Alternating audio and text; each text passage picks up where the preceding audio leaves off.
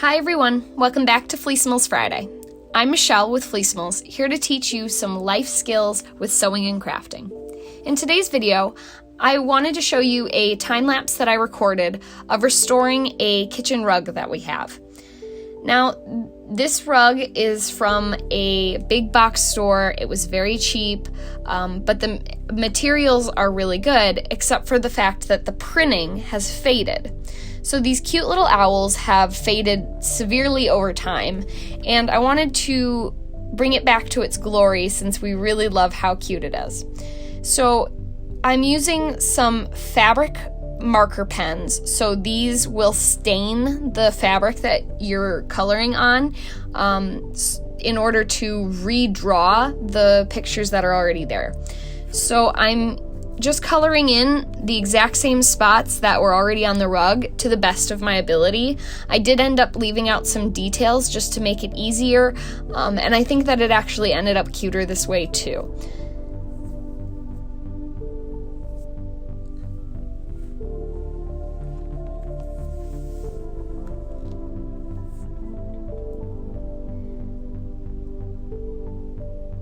Something else that you might notice is that I didn't color in the shading on the eyes. They're kind of a light beige right now, and I didn't want to use any of my intense, vivid colors that I had, so I figured I would leave them pretty light, and it works pretty well as almost like a shadow to the white eyes.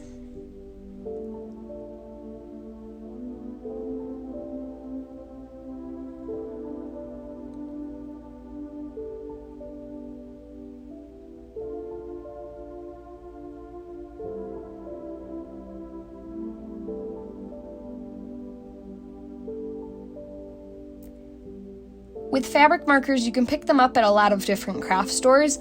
I happen to have already had my set, which came with a black, a brown, a yellow, a green, a blue, and a red. So I was actually pretty sufficiently set with the colors that I had, and I believe that the pack of markers was only $8 or $9. And even though this rug did take what seems like a lot of color and ink, I still have plenty left for future projects, and I'm glad that I got some extra use out of them after the original project that I bought them for.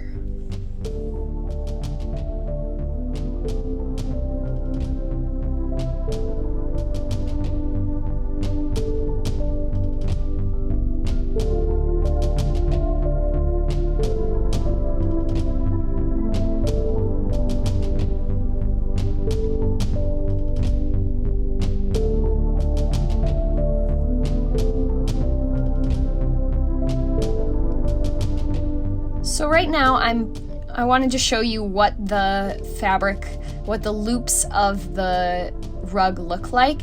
So the reason this faded so quickly is actually they just printed on the very top of the fabric of the rug loops. So here where I colored in the branch, I haven't colored in all the deep spots. So as you lift, just like it was originally printed, there are some spots of white in between. So throughout this project, what I ended up doing was outlining the spot that I was coloring, doing a full color just on the top, and then going through and poking my markers in to make sure I could get into some of those white spots. So hopefully that this color will last a lot longer than the original.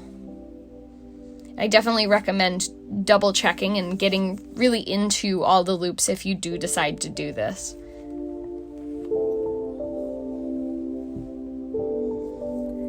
Hi everyone, I hope you're enjoying this video.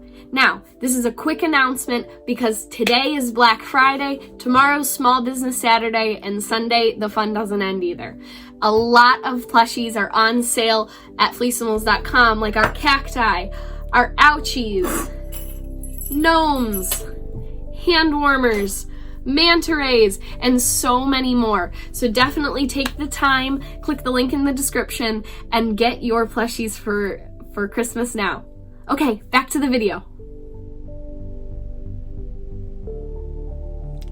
In tedious projects such as these, I do recommend starting with the larger areas first, as I started with these big branches that are all one plain color and the large owl. I did that in the first time that I had started to restore this rug, and I think that helps you get over the hurdle of just large blocking color areas, and then as you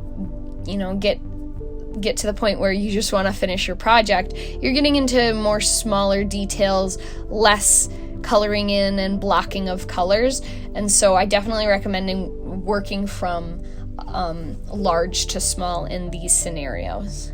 And I watched some TV while I did this, so it's not something that you have to take 100% of your focus for. While coloring in the rug, I did notice a couple of snags along the edge, so I grabbed a fabric or a rug needle, but you can use a regular embroidery needle.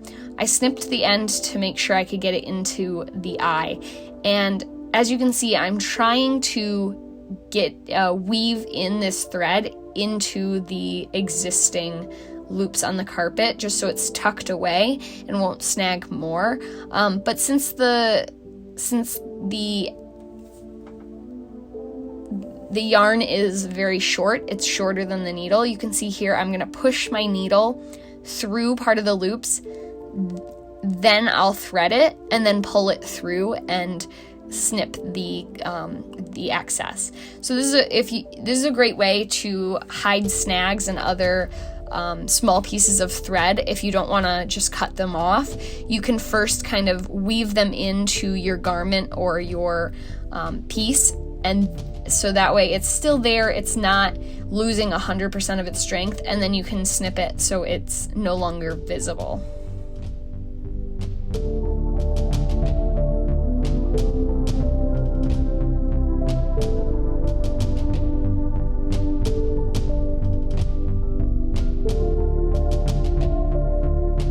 So here is the comparison of the before and after of restoring this rug. I would say that this is a pretty relaxing activity. It can be a little tedious. As I said, I watched TV while I did it. But I hope you enjoyed this week's episode. Please consider giving us a like and sharing with any of your family and friends, and leaving us a comment down below of what you want to see next time. Bye!